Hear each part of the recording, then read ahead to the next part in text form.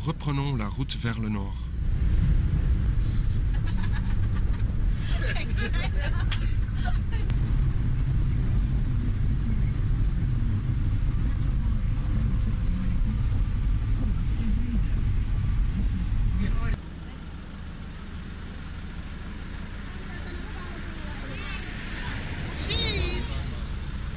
À certains endroits, il y a des marchés au bord de la route.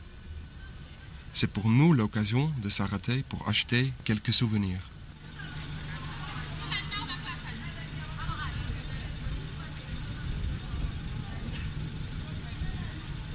Notre prochaine destination est le fameux Glazerie Dam, un lac très sauvage réputé pour ses grosses carpes, notamment les miroirs. Mais là encore, il y a un problème. Ici, il n'a pas plu depuis 2 ans et par conséquent, la rivière Olifant qui alimente le lac est en train de sécher. Ceci a fait descendre les crocodiles qui ont besoin de l'eau pour vivre jusqu'à l'embouchure du lac.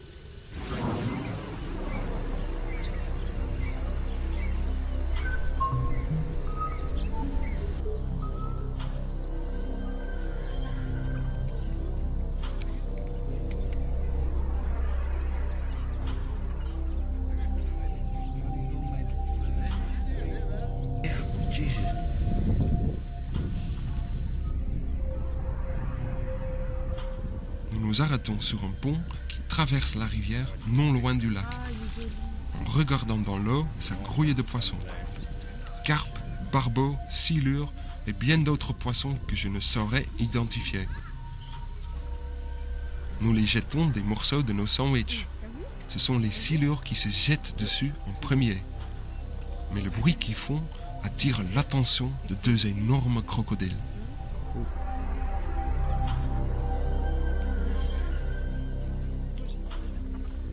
L'un des 2 géants plonge tel un sous-marin et avance vers les poissons. C'est un vieux mâle de près de 5 mètres qui pèse plusieurs centaines de kilos.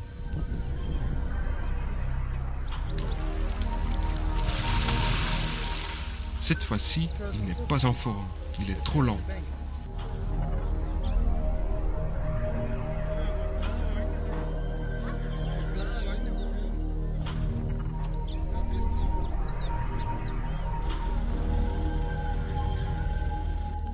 Les premiers crocodiles arrivent à l'entrée du lac. Et d'ailleurs, pas seulement des crocodiles. Nous prenons une décision sage. Nous pêcherons ce lac une autre fois.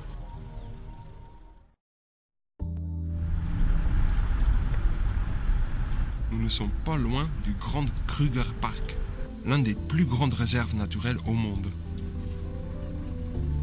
Nous profitons de l'occasion pour y faire un safari photo. Ici, ce sont les animaux qui sont rois. L'homme n'intervient qu'en tant que spectateur. Et quel spectacle!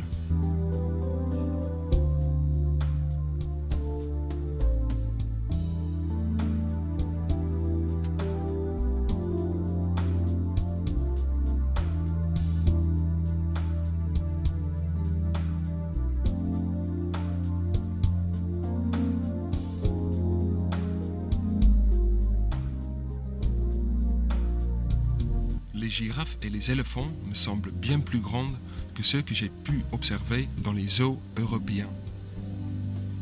Gary, notre guide, nous confirme que c'est le cas. Les plus grands éléphants peuvent atteindre une hauteur de plus de 4 mètres et les girafes peuvent même dépasser les 6 mètres.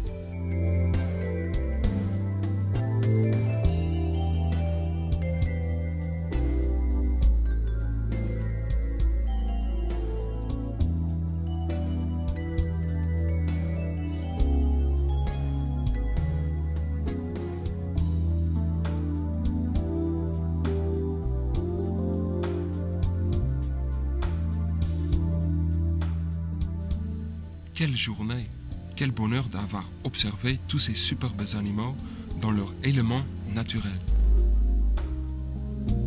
Demain, nous nous dirigeons 600 km vers le sud pour découvrir un autre trésor. Voici l'eau qui alimente le Donaldson Dam. Elle est pompée d'une mine d'or et par conséquent, elle contient de la poussière d'or.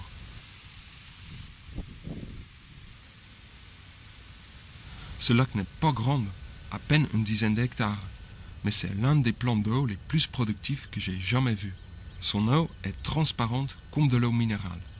Ses fonds sont couverts d'algues sous lesquelles se cachent des milliers de crabes et des tonnes de vers de vase.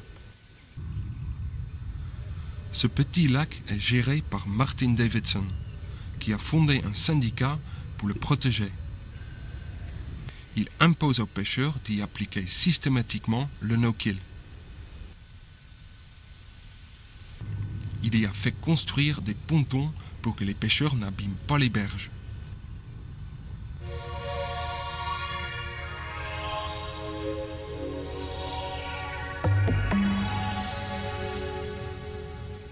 Nous ne sommes pas surpris de découvrir que les crabes de Donaldson Dam sont aussi voraces que leurs collègues à Buffalo Sport.